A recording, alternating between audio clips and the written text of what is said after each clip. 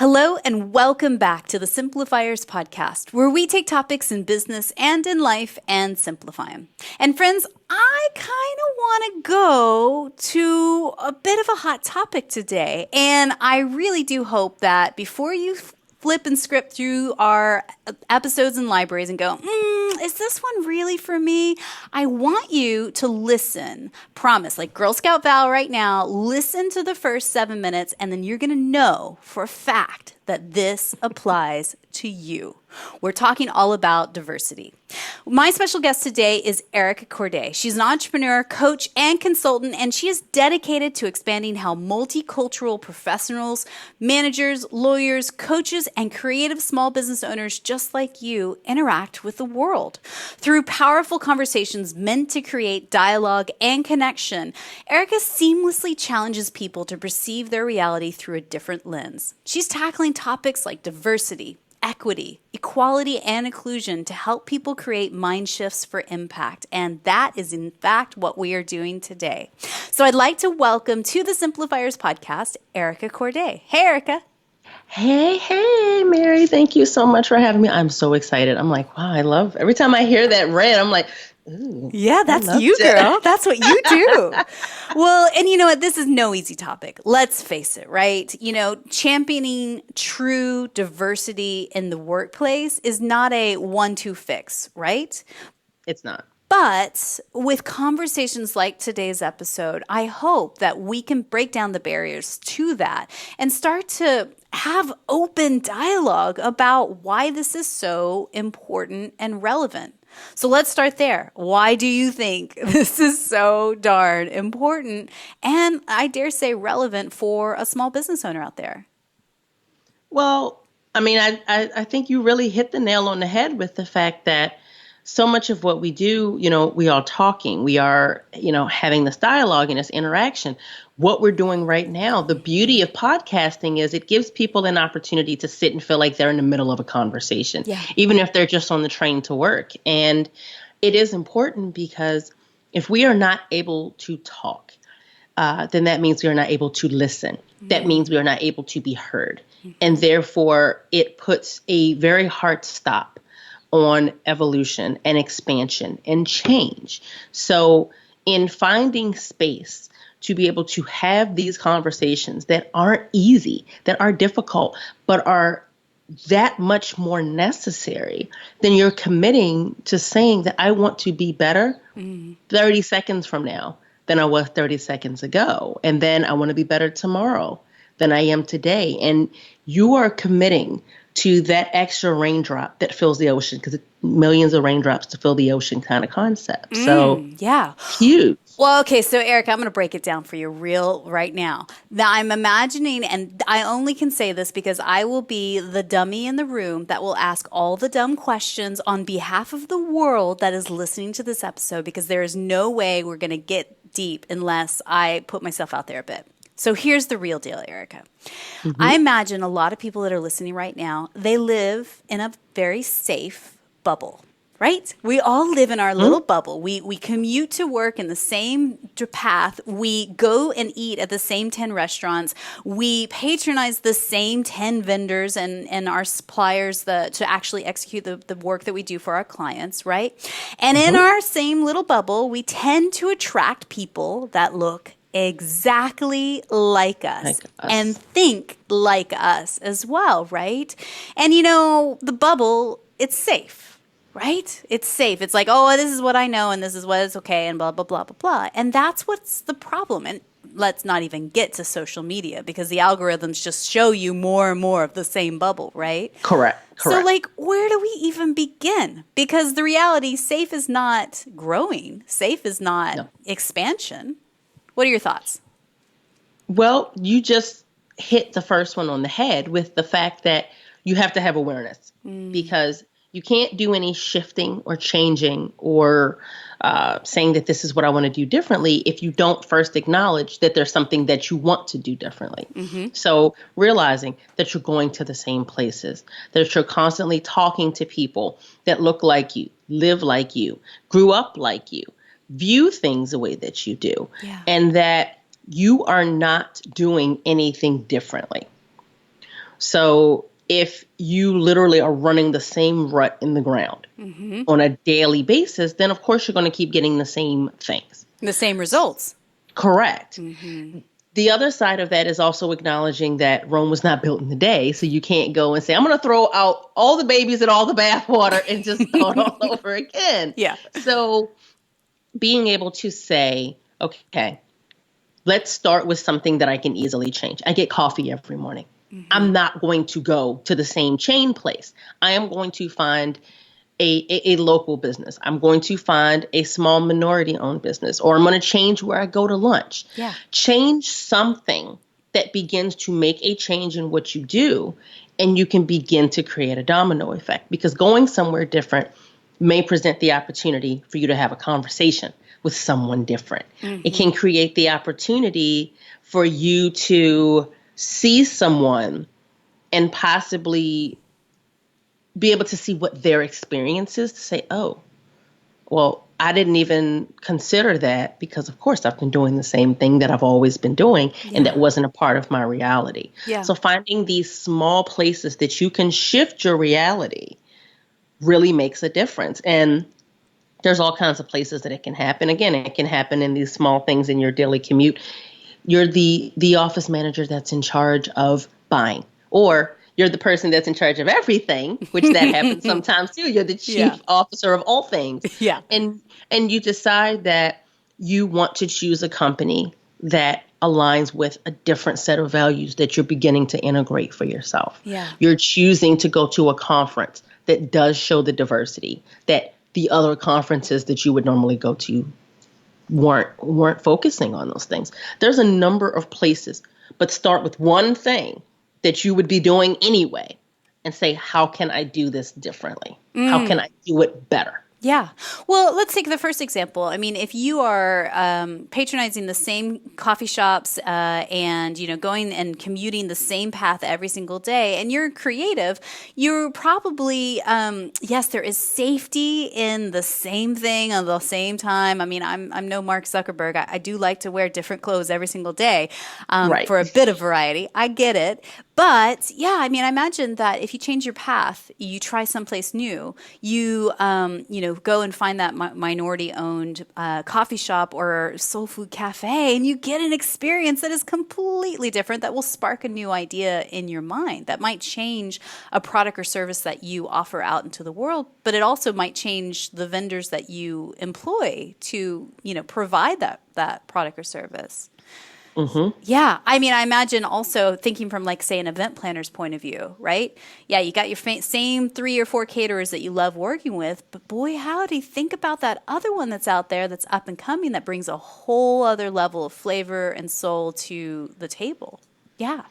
Yeah. And that's where people need to consider when you're making the shifts. It isn't always the things that you may think about. So again, if you're coordinating a conference and you're thinking just the forward-facing part. Yep. What about the rear-facing part? Again, who are your suppliers? Who are you processing payments through? Yep. There's other places that you can still vote with your dollars from a, conscious place of diversity, equity, and inclusion that isn't just who are the faces that I am putting on this email sales page that I'm sending out. Girl, so let's talk about conferences, right? So I'm a public speaker, and nothing drives me more crazy than when you look at the conference you're about to pitch to and you see who they've had on stage in the past, and it's a lot, no offense, a lot of white guys, a lot of older white gentlemen talking about women's issues. I love that one. That's the best, right? Tell me more about my body, please. I encourage you to. But really, where is the diversity on those panel discussions? So how do we, the regular attendee, not just the public speakers that pitch to speak there, but how do we, the attendee, go, hey, that's not cool. I want to see different perspectives on stage next year. How do we even make that conversation start? I think that there's 2 ways that you can really kind of hone in on that. Actually, I'll say 3. One is having the conversation with other people that you go with or that that you see, because chances are that you do know someone else that may be going, or someone else that every year you'll get to see this person that you only get to see them because you live on opposite ends of the continent, whatever Yeah. that looks like. And maybe kind of being like, hey, did you notice this?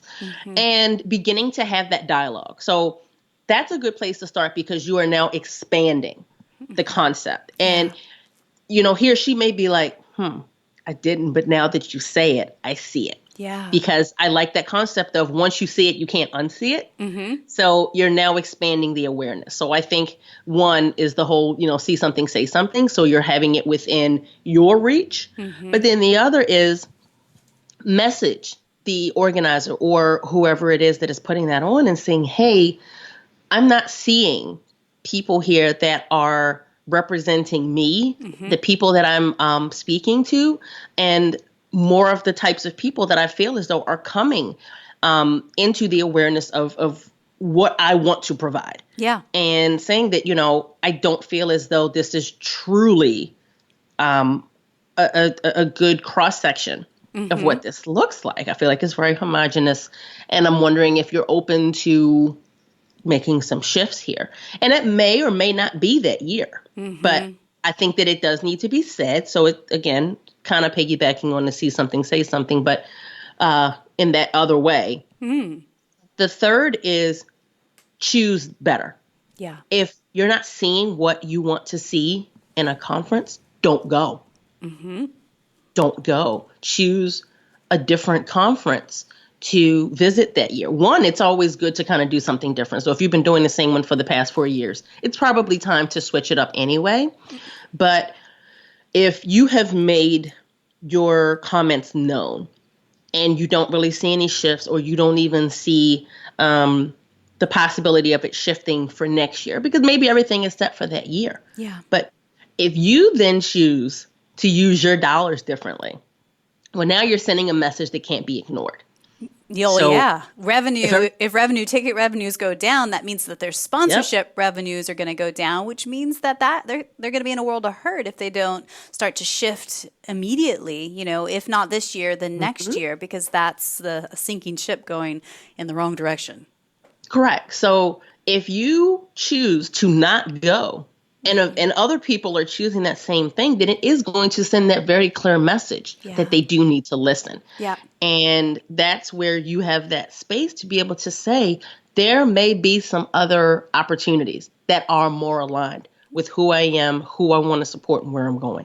And it sounds like to me that it's a lot of having to do with courage. I mean, you see an inequity when you're kind of browsing the page, and you go, oh, yeah, okay, they've kind of got a whole same thing going on this year. Well, it's the conference I go to every single year. I'll just go ahead and throw that money down. But think about it, girl. Like it's the hotel, it's the flight, it's the conference ticket, it's all the clothes that you're going to wear, and purchasing more business cards. Like the time you're out of your business. Totally. There's a lot of money and time that's at stake here. And, maybe it is a bigger important thing to raise as you go. A couple of things on this that made me think, Erica, while you're chatting. One is when you do and raise your hand and reach out to them, either say on their contact us page of the event or in social media, either a direct message or actually tweeting at them publicly. I think it's also helpful to say, like, hey, here's a couple of suggestions of amazing speakers that I've seen that are totally aligned with this conference. I'd love to see so-and-so there. What do you think about that kind of approach? I think it's an excellent approach, because I think what happens a lot of times is, again, like you said, people are staying in their bubble. So they're reaching out to who they know to be the experts in these fields, or the things that they know need to be addressed. And it doesn't get any broader if there's no one in there to say that there's some things that we are missing, or someone to bring awareness to it. And that's happened a lot to me this year. It actually happened a few days ago, in which someone noticed a true lack of diversity, is the best way I can put it, in something that happened online. And they came in, they called it out, and then they tagged me in it. Yeah.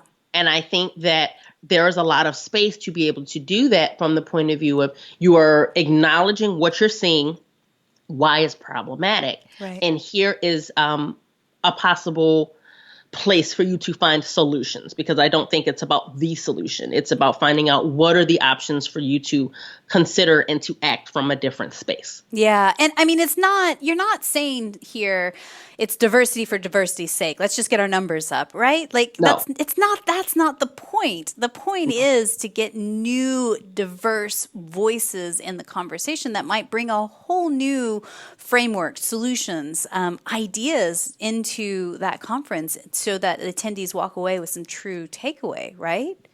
Well, and that needs to happen anyway, because if you think about an old model of business where, you know, we can go with the kind of, for lack of a better term, the old white man model. Yep. That this is what his dad did and what his dad's dad did, and this is what they've been doing forever, and they never get out of that.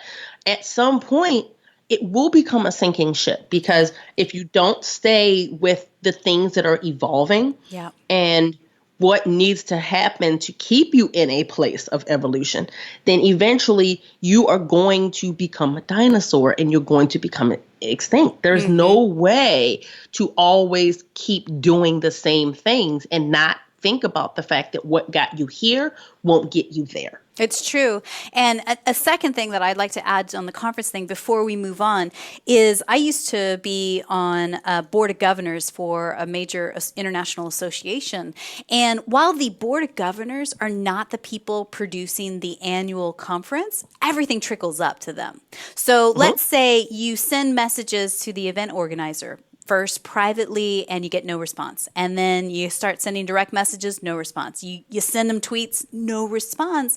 Then it's time to move it up the chain. And a lot of times if you're part of an association and you're just not seeing what you want at those annual conferences or those chapter meetings, run it up the chain, girl. Like, don't be afraid to send it off to that board of governors and say, hey, I'm noticing this. Hey, I'm a real big supporter. I'm a member of your association, but I'm really contemplating not coming this year, and here's why. You'd be surprised. They're human as well. They hear this, and hopefully, if they're smart, they're going to do something about it.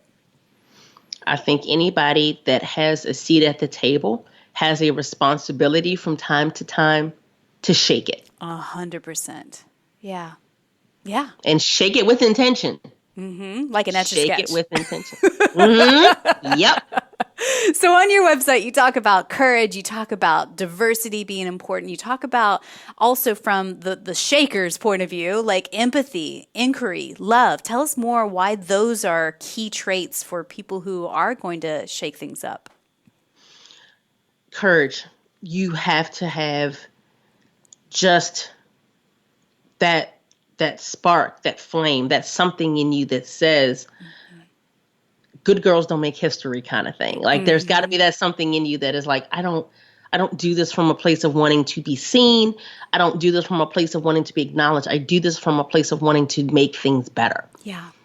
And so I think it's so important to understand that in order to make things better, particularly when you're coming from the place of something that does run so deep, when you begin to talk about diversity, equity, and inclusion, because the roots are there and they have been there for a long time, it takes some courage to buck the system. Yeah. So it's a huge part. And diversity is just that no one thing is the thing anymore.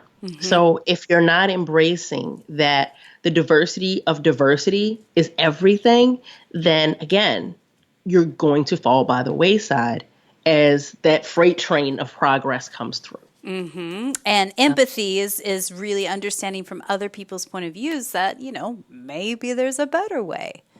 There are realities that exist outside of your own, and they are just as valid and real. What? That's true? No. But isn't that the thing? Like, that's like a lot of us, we don't even think about other people. Like, I hate to say that. That sounds harsh, but it's true, though. You get in your bubble and you think that this is what everybody does and this is how everybody thinks and feels and acts. And that's not true. Yeah. Yeah. It's not. And inquiry is that whole place of being able to say, that made me feel strange. Why did that make me feel strange? Why did the child, as I'm picking up my child in this school, have that look on their face with how, this person in a leadership role just responded to them.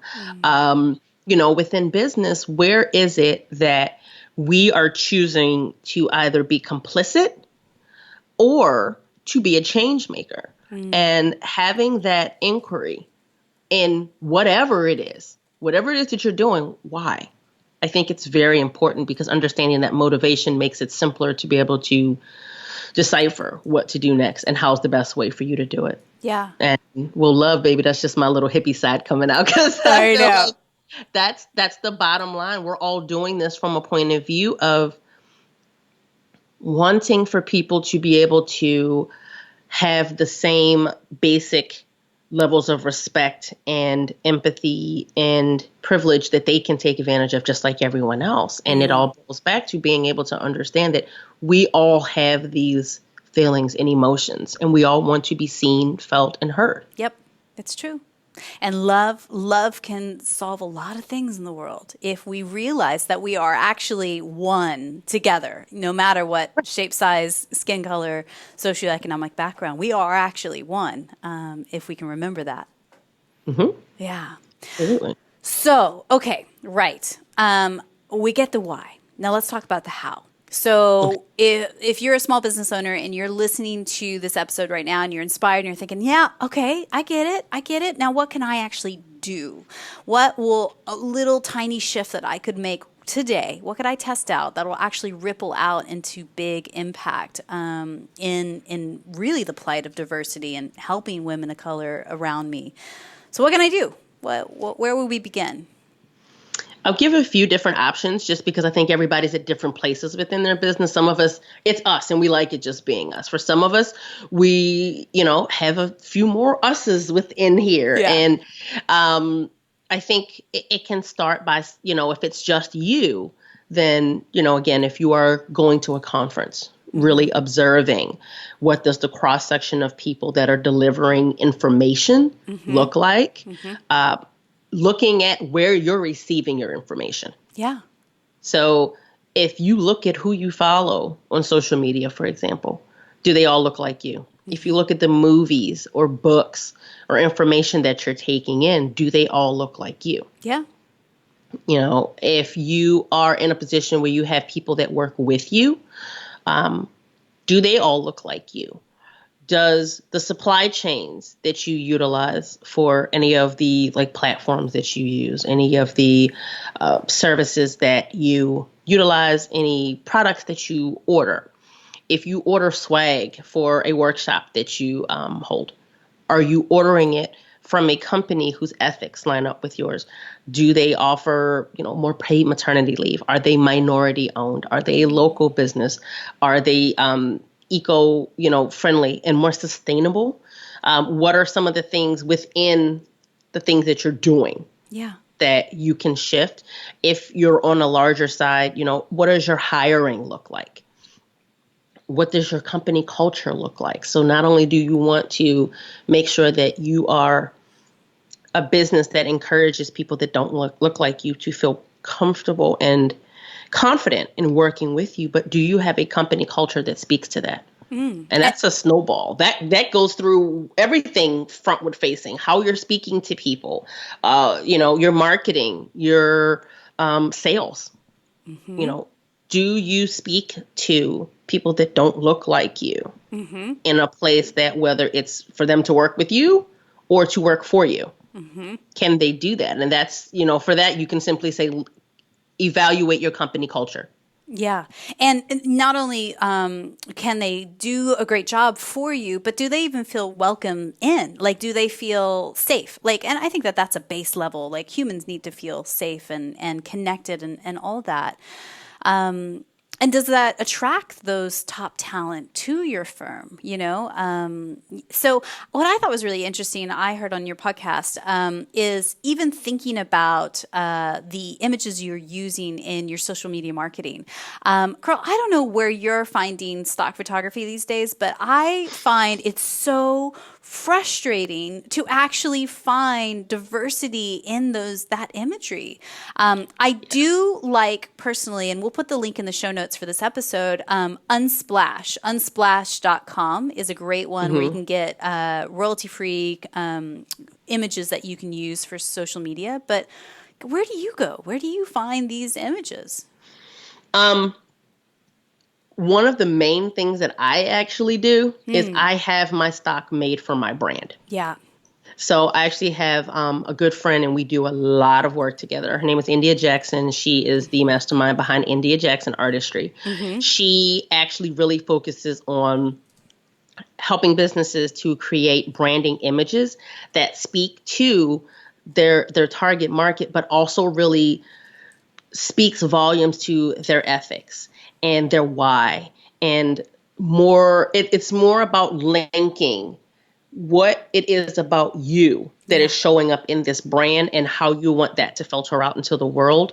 I've done some of the kind of monthly subscription things in the past. I still have a few of those images that I use, but I use very few because they don't speak to my brand. Yeah. They don't speak to the women that I want to speak to, whether they're solopreneurs or they're actually running businesses that include other people that work for and with them. So I find that it's much easier to have a brand like India Jackson Artistry actually say, okay, what is your why? Yeah. What is it that drives you?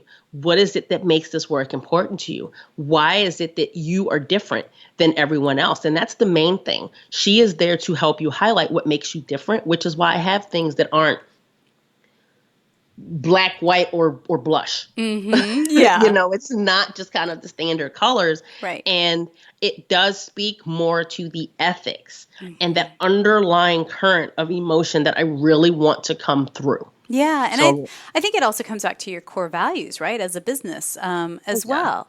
And, I think what is really frustrating with stock photography that is out there is also even diversity of sizes and shapes. Like, are there not girls out there with curves? Like, I don't get it. Like, where are the images of those amazing, radiant women who are not just a size 2 as well?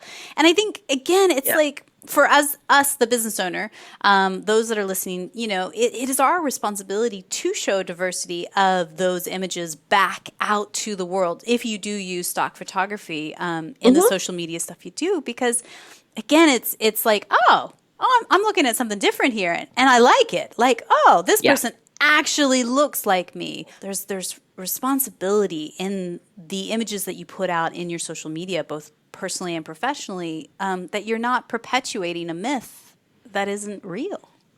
But that's the whole thing that a lot of people miss. The laptop on the beach. Yeah. The confetti and the Eiffel Tower and the tall skirt and the glitter. And it's like, all of us don't want to throw glitter in the air.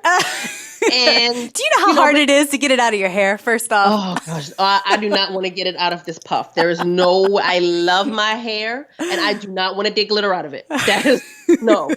But there's also, even if you were to hold a conference, it's the whole, like, I'm going to use the one photo of the person that put something on the table who has a hand that's of color that actually didn't even attend. Yeah. So it's being very mindful of that. And if you don't have the things that you need, then that means that you need to create them, but creating them from a place of like, I'm not just going to plop this marginalized person in here, whether it's an older woman, whether it's someone that has a disability, whether it's someone that is plus size. It doesn't matter what the thing is. This is not a, fill in the blank thing and then, now they'll all come because now I have a plus size queer Black woman on my site and I'm great. Like, I checked the block. It's like, no, don't do that either. But that's where really being clear on what you're doing and why you're doing it, and then having something that is created that speaks to you, and then having that reflected in the business. Because the problem with stock is that stock isn't just stock. How does this tie into your marketing? How does this tie into your business, your brand? And I had we do workshops every so often, and we did one a few months ago within my series called The Conversation Workshop, and it was sales and marketing within diversity and equity and inclusion. And we talk about that. And they're not standalone things. So when people say, I'm going to use a stock photo, but is it just a photo? Yeah. How does this tie in with the bigger picture? How does this link with your ethics? How does this support your why? And I think that's where it's tricky, though, Erica. I mean, I'm just imagining somebody that's listening to this episode right now going, well, I don't have a lot of money. Like, where am I going to get all of that money to do all of that? So is stock photography maybe the first step if they're conscious and aware of like, oh, I want to make a change. I don't want it to be the same. To get themselves to a point where they're not just putting a picture of a blonde girl with a green smoothie in size 2 up again, no shame for that girl, but I'm just saying, like, understood. Yeah. Is there a baby step process to get there if you don't necessarily have a massive marketing budget? I think that you have to consider it from a point of view of the horse before the cart. Yeah. And you wouldn't decide, I'm going to sell a thing, but you don't know if that has anything to do with your business or why you're selling it or who you're selling it to or how you're going to sell it. And I think before you decide to choose images, you need to know why you're choosing these images. How do they connect to your brand? What are they speaking to? Are you choosing these images to speak to a certain type of person? Are you choosing this to speak to who you're already working with, who you would like to work with, and who you want to show to them, I am building a space with you in mind versus, oh yeah, you can come in the doors too. Yeah. So I think that taking the time to really acknowledge your current mindset and level of visibility around things first, because if you are not yet comfortable in the shift that you want to make, then it's going to be really difficult to choose these images and then be able to have them connect. Because then it's like, well, now they just fall flat. Yeah. Because you don't truly believe in it. You don't stand behind it. Your message does not co-sign it. So there's a huge disconnect there. So you need to start first with reconciling where you are, what you want to change, and the why. We always go back to that why. Yeah. And I mean, again, a point well made for sure. I think that a lot of our listeners, been in business for 5 or 6 years now, and they probably do know who their clients are, who they have worked with so far. And you can look at your past client list and say, okay, who do I want to attract more of? Who did you love, love, love to work with? That's what I like to call my ultimate ideal client. So does she see herself in the images that you use on your website and your social media or beyond? Does she see herself reflected back? Because I think that there's something there too. Yes. So, okay, right. So anything else, like small shifts that we can test out today above and beyond kind of really getting clear on our why?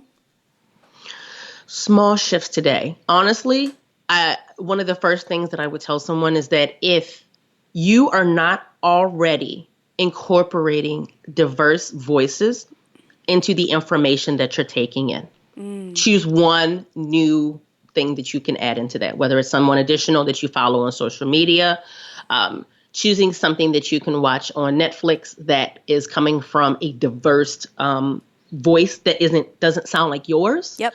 Adding a book from someone that doesn't look like you, adding in information that can round out where you are. Honestly, open it up because that shell needs to be cracked.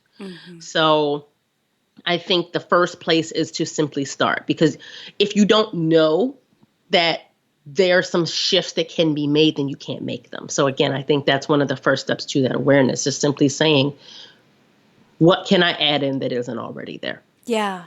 And can I just add a silly little way that I do this in my everyday life nowadays that I think it really helps me is I've gotten into watching Drag Race Thailand. It's the Thailand version of RuPaul's Drag Race.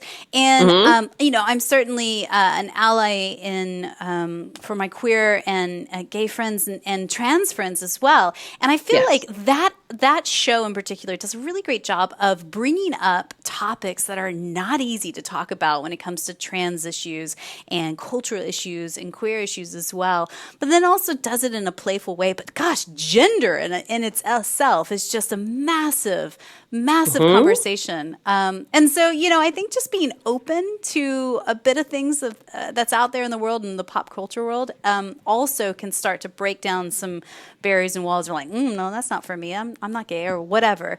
But also do it in a playful way as well. That is one of my favorite ways to do it, because honestly, I mean, there's a few things that kind of stay in my rotation, and it is because they are different. And for me, being an imperfect ally is a big part of it. Yeah. So when I am challenging people to simply do the thing now versus, oh, I'll do it when. Yeah. For me, and it's been years and I'm always going to be, for me, it is absolutely, same-sex marriage and LGBTQ type of community, for the simple fact that I see so many things reflected there that I'm like, this is not okay. And a lot of them can feel very familiar. For me, being a woman of color, and then I have natural hair. I'm what you would probably consider plus size because I'm not skinny. Yeah. In that I see it and I understand what it is to see that, but yet understand what it is to not be seen. Yeah. So that's always been my thing, and that's where I personally work through my imperfect allyship, and that is where I am like, oh no. These are the things that are going to happen, and that's part of what I do in my beauty business.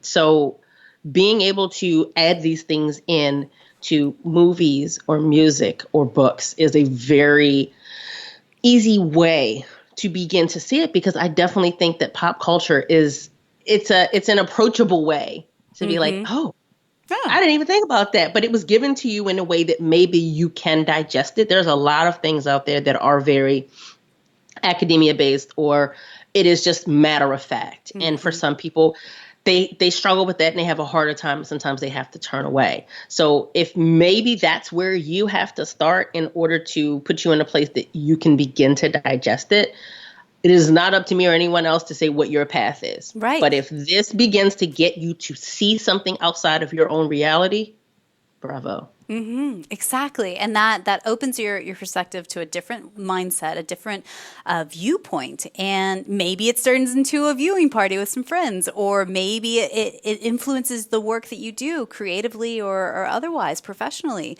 Yes. I think that's a very a wonderful suggestion of just starting to read one book that's outside of your bubble, or, find a professional, whether it's a business coach that, comes from a completely different background as you, because you know what, that's where you're going to have the shifts. That's where you're going to have the aha moments that weren't there before.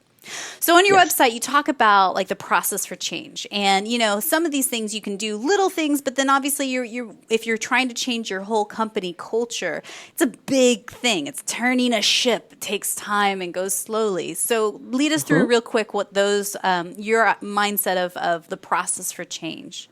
What are the steps? Again, it always starts with realizing there needs to be changes.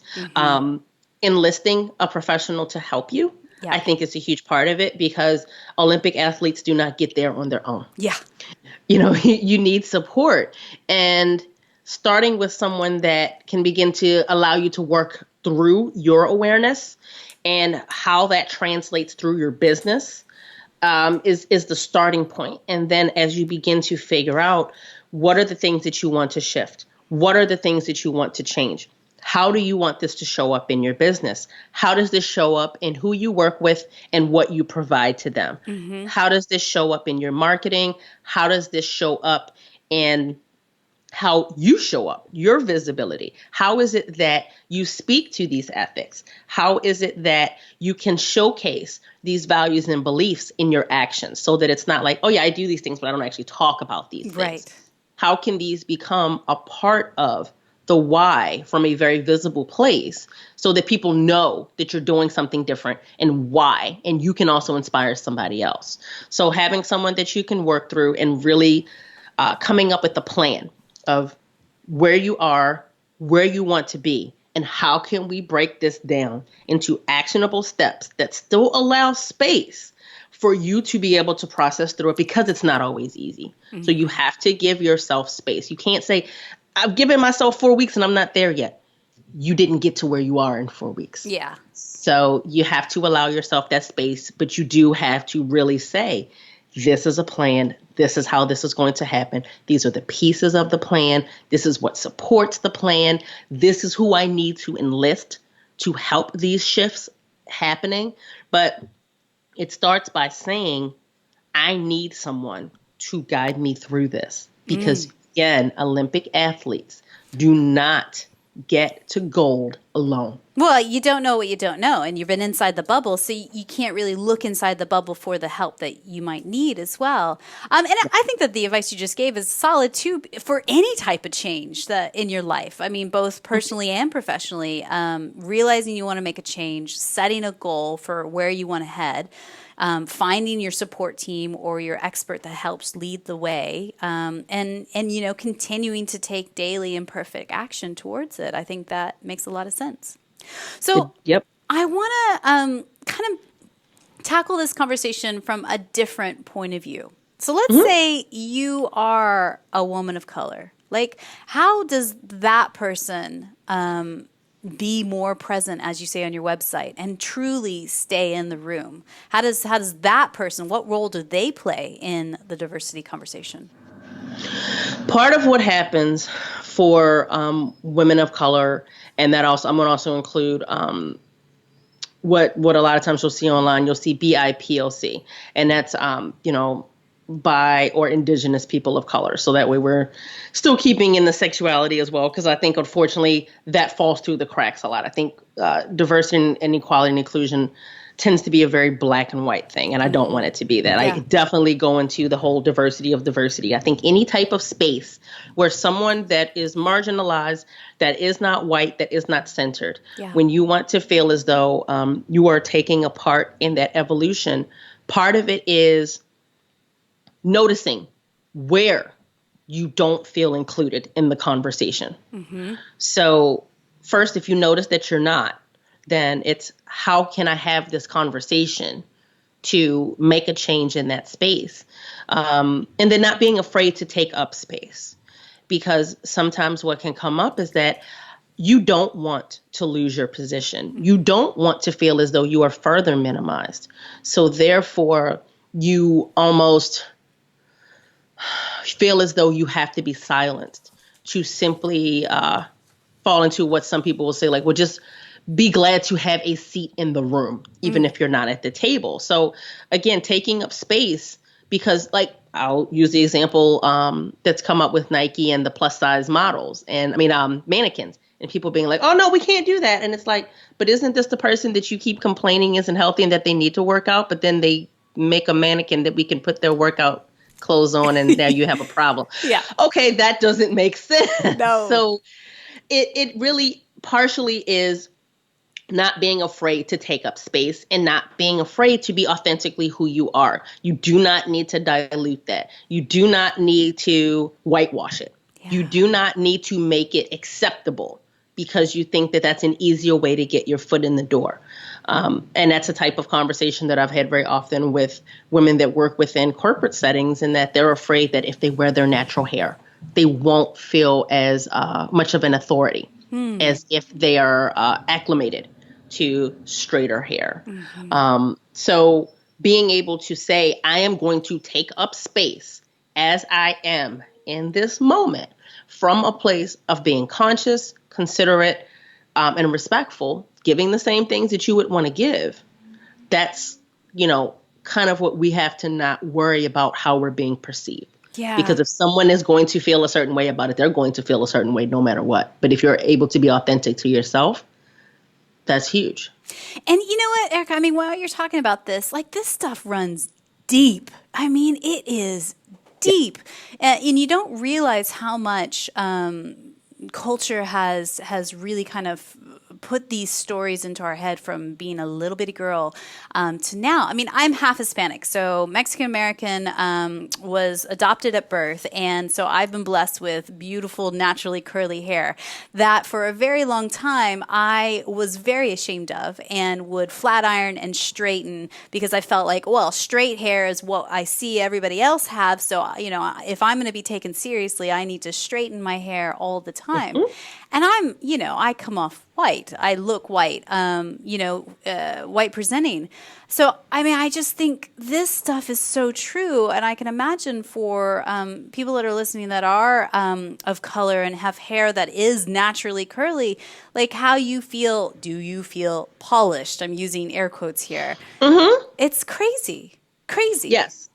But that's the whole thing. Like I have a business mentor that I love dearly. And we've been having this conversation lately because she didn't realize for years that she was simply doing what she thought she was supposed to be doing or what she Right. was told. Right. And she's now beginning to embrace her natural texture. And she's white, but if you can imagine what it feels like as a white woman being told that you need to straighten it, and then the whole like, oh, I have to get used to what my hair looks like as it is, what can you then imagine? Because you never know what it really feels like to actually be, someone that is, for example, a Black middle-aged woman working in government that is like, can I afford, Yeah. figuratively and literally, to embrace who I am? And these are questions that they shouldn't be in a position to have to ask themselves. Yeah, I can't even begin to think what that must be like. I mean, and that's the part where, again, I guess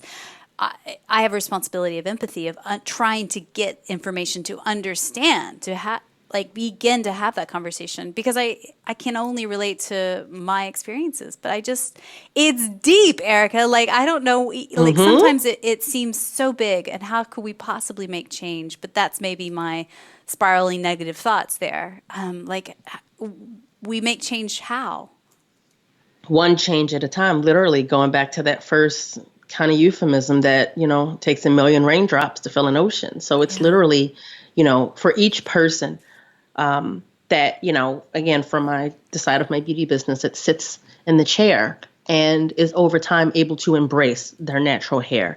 Every, woman that is able to feel comfortable to walk into a room full of all white men, yet still stand squarely in her authority and not allow herself to be undermined. For every woman that says, I am white and or white facing, and I don't want to come to this conference because I don't see anyone that doesn't look like me. Yeah. From a gender, place, a color, any of, ableism, age, there's a number of factors, these societal indicators that every little action begins to chip away at the fact that these things are acceptable because they've been done. That doesn't mean that we need to continue doing them. Yeah, and perpetuate it onwards. So, Erica, we have so much more to talk about, but I feel like we maybe need to have a part 2 of this conversation later down the line. I would love that. Yes. That'd be awesome. And I know that you have done a workshop recently to help wellness practitioners truly increase the diversity in their spaces. We're talking yoga studios, meditation retreats, all of that. Same, would you say, for them, is really understanding core values and how do they even begin to increase diversity there?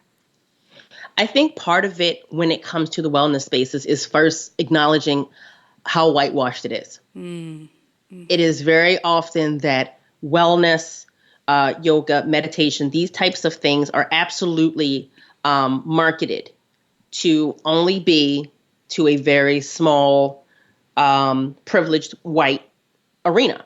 Yeah. It's not often enough that you see women that are of color, women that are plus size, women that have natural hair. Again, age, ableism. These things don't show up enough in those spaces. So therefore people think, well, I don't see myself there. So how is this for me? How is this actually benefiting me? So I think the first thing is to realize that it's not happening. And then and even when it comes to yoga, realizing that this is a spiritual practice that isn't ours. We have adopted it and turned it into what works for us in the Western world.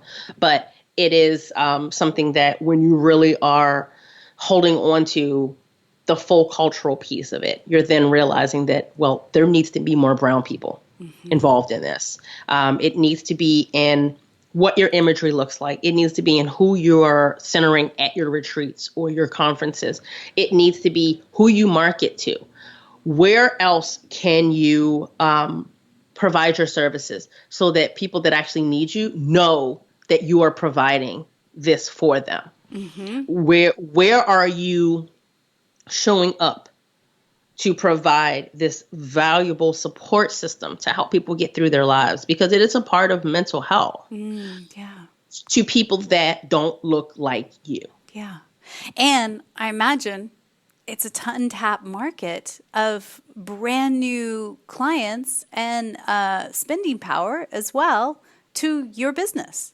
And And that's the biggest thing. So many people are just not marketed to because you assume that they don't have the money, and that assumption's wrong. That assumption is wrong, my friend. So yeah, I mean, I think that is fascinating and also eye-opening to think about. Well, if you think you know who your ultimate ideal client is and it is this one person, maybe it's worth going back to the drawing board and seeing, well, wonder if there are others out there that would also be interested in the products or services that you provide. Yes. So if any of this is intriguing to you and you want to hear more, I highly, highly, highly recommend that you connect with Erica. You listen to her podcast first and foremost. Her podcast is called Pause on the Play, and this is exactly where she is tackling these conversations and going into deeper detail on really, truly how to champion diversity in your workplace, how to build that courage and find that inclusion in those micro moments in how you run your business, but then also the mega moments in the decisions that you make. But then also you can schedule a call with Erica and, ask her all the things, and she will take a deep dive with you and help you truly break down and gain clarity on how to reshape your company culture, on how to truly bring in diversity into your brand and into your practices. So we'll put the links in the show notes for everybody if you want to connect or find more information about Erica and her podcast. But it's ericacourdae.com. That's her website, COURDAE.com.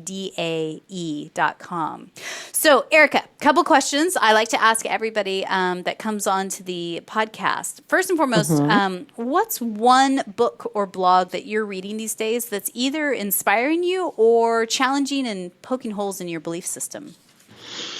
Right now, I'll shortly be finishing up So You Want to Talk About Race. And this book, it's by Ijoma Oluo. And I really hope I am saying her name correctly. I'm 99.9% sure.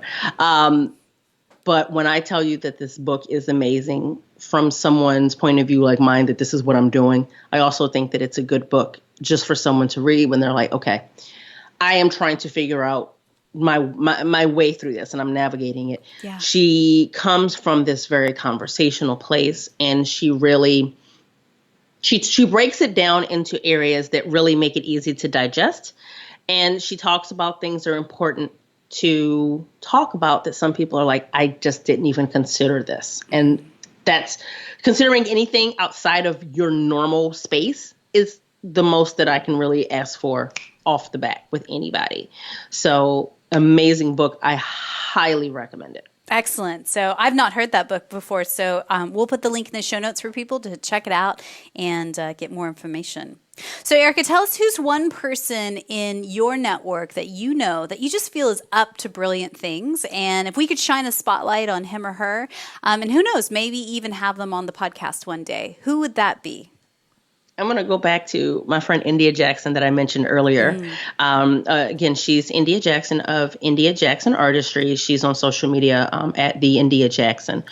She just really approaches imagery and branding from a very different place, and just introducing that why and that soul and that emotion to images that sometimes you look at a picture and you're like, she is trying to get you to that place that you can feel what it was that was happening at that moment. And that, to me, just completely changes it, particularly when you're looking at Facebook and Instagram and all of these other social platforms where you're bombarded with images on a regular basis, and trying to find these images that actually connect with and have a purpose and speak. I mean, it's a huge thing, and I think that it's important in life, but I think that it's very important in business to be able to have images that serve more of a purpose than just saying it's a pretty picture. India sounds amazing, and we'll put a link to her so people can find her as well in the show notes, and I look forward to getting connected with her soon. So, Erica, I believe that gratitude and simplicity go hand in hand. Tell us what's one thing you're grateful for right now in your life. One of the things I think right now is, can I curse? Can I say a bad word? Sure. Shitty times. when you have those times when you're just like, you have got to be kidding me. And for me, I'm someone that really does a lot of self-reflection, and times in life that are challenging, that are difficult, that are stressful, that are just downright hard and again, shitty. Yeah. When you're able to feel the feels, but then you're able to have this place of, what does this mean?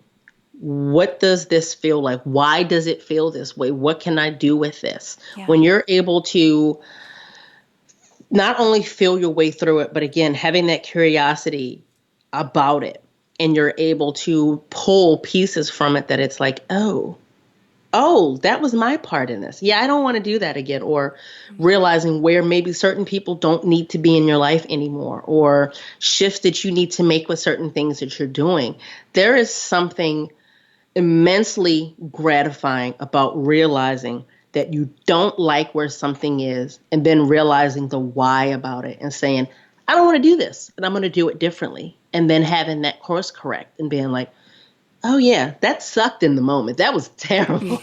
However, it needed to happen, because I don't think that there is a person out there that can't think of one moment that, you know, they, as much as it may not have been pleasurable, they wouldn't undo it because of who they came out as on the other side. Yeah.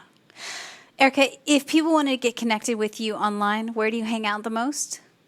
I am on Instagram the most. So I am at Erica Courdae. You'll occasionally find me on Facebook. It's the same thing, Erica Courdae, but Instagram is the main place. And again, LinkedIn occasionally, Cool. but it's mainly Instagram. We'll put all these links in the show notes where people can find you, get connected. And like I say, I think you are a wealth of information in this topic, which sometimes is really scary for others to like raise their hand and go, but what about this? Is this okay? Or should I do this? Or how do I even begin? And again, I really appreciate you and being open and being kind and gentle with me when I ask all these dumb questions. They're not dumb. The dumb ones are the ones that you are unwilling to ask. Agreed.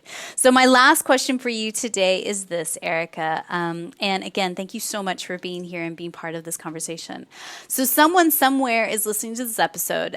She's a small business owner. She realizes this is a change she's got to make, because it's not a would be nice. It's like, oh, this is a situation I am in and I need to take responsibility for it. What is one thing that you could whisper into her ear right now just to encourage her in this moment? I will not shame you. I am not here to make anyone feel bad. I am not here to point out what you could have done differently, what you should have done better, what you shouldn't have done at all. They've already happened. We can only move forward. But in order to help you move forward, I am not here to place shame, guilt, to add to any trauma that you've had. Yeah. I am here to provide a space for you to feel comfortable to move forward. And that means you have to be open. And shaming you will not foster you being open. I will not shame you. And it's okay. It's okay. Erica, thank you so much for your time today. Thank you, Mary.